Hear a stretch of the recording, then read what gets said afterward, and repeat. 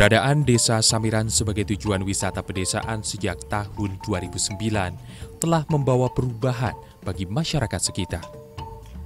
Sebelum dibentuknya desa wisata, masyarakat di Desa Samiran hanya mengandalkan sektor pertanian dan peternakan sebagai sumber mata pencaharian. Sektor pertanian yang mereka jadikan sebagai salah satu sumber pencaharian sangatlah tidak menentu hasilnya.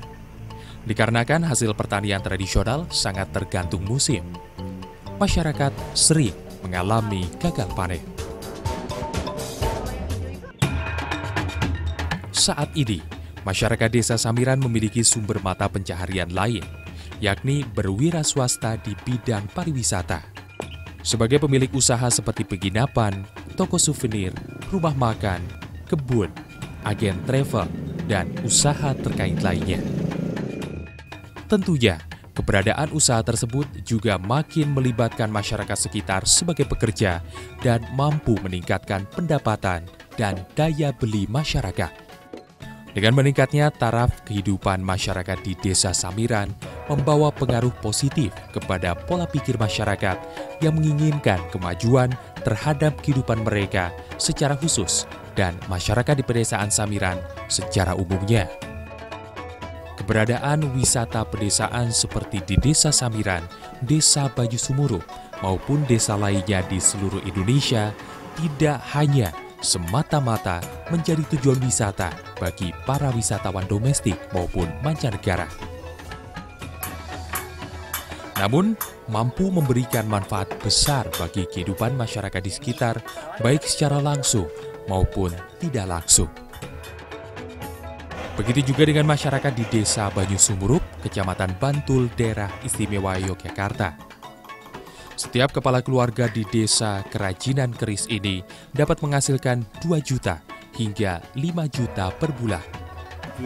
Saat ini terdapat sekitar 400 kepala keluarga yang mengecap manisnya keberadaan Desa Banyu Sumurup sebagai desa wisata. Dalam hal ini, pemerintah pun memberikan keleluasaan bagi pemerintah daerah untuk lebih mengembangkan wisata di wilayahnya melalui destinasi wisata pedesaan. Kami sangat harapkan dan mendorong para pelaku usaha ini memberikan kualitas yang baik berupa produknya yang berkualitas, layanannya yang berkualitas, dan pengelolaannya juga yang berkualitas. Ini pun tidak cukup nih, harus ada SDM, sumber daya manusia, dan organisasi atau kelembagaan yang menunjang industri tersebut. Program desa wisata yang dibentuk pemerintah secara langsung telah mampu melibatkan masyarakat dalam aktivitas pariwisata. Desa wisata memberikan kebebasan bagi masyarakat untuk mengelola kampung halamannya sesuai dengan keotentikan desa.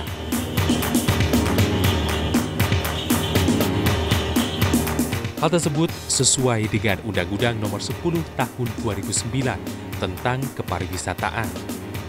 Khususnya Pasal 4 yang menyebutkan bahwa pariwisata bertujuan untuk meningkatkan pertumbuhan ekonomi, meningkatkan kesejahteraan rakyat, menghapus kemiskinan, mengatasi pengangguran, melestarikan alam, lingkungan, dan sumber daya, serta memajukan kebudayaan.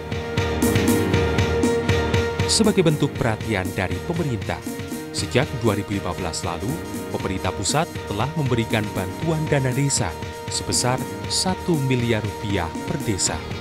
Dana tersebut dialokasikan untuk pengembangan potensi desa.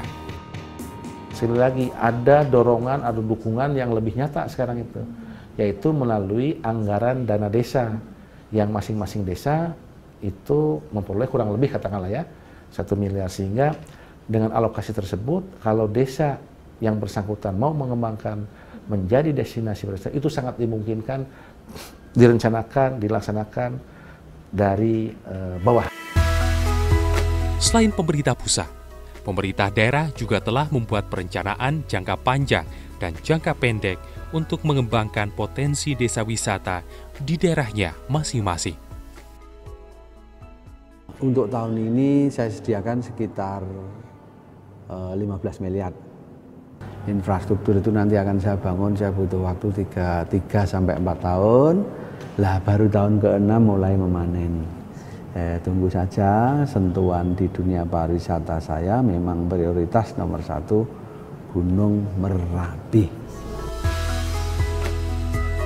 Dan sektor wisata masih menjadi salah satu andalan sumber pendapatan daerah. Pengembangan desa wisata menjadi salah satu taktik yang diterapkan untuk mendongkrak pendapatan asli daerah dari bidang pariwisata. Kita di Bantul ini punya 36 desa wisata. Kalau objek wisata kita yang sudah kita retribusi itu ada 7, dan yang belum terretribusi puluhan, Pak, nggak terhitung itu. Dan mereka dikunjungi cukup banyak. Kalau secara PAD kita memang belum terlalu banyak, karena sekitar 12 miliar setahun. Tapi dari kunjungan itu sekitar 6 juta orang setahunnya. Dengan demikian, manfaat pembangunan desa wisata dapat dirasakan oleh warganya dari segi ekonomi, yaitu meningkatkan perekonomian nasional, regional, dan masyarakat lokal. Yang pertama, kami bisa saling tukar pengalaman, karena setelah ada kelompok homestay, itu kita bisa tahu cara menerima tamu, cara melayani tamu, yang tadinya kita belum tahu dari soal kebersihan, keramah tamahan. Jadi dengan adanya kelompok, kita setiap bulan kan ada pertemuan, jadi kita bisa tukar pengalaman sama rekan-rekan, jadi semuanya nanti bisa siap untuk menerima tamu.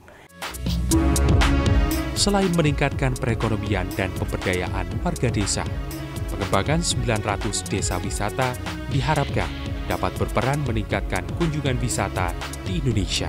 Dan melalui pemasaran dan pengembangan yang dilakukan pemerintah pusat maupun daerah, diharapkan program desa wisata dapat berperan positif dalam mensukseskan kunjungan 12 juta wisatawan mancanegara di tahun 2016.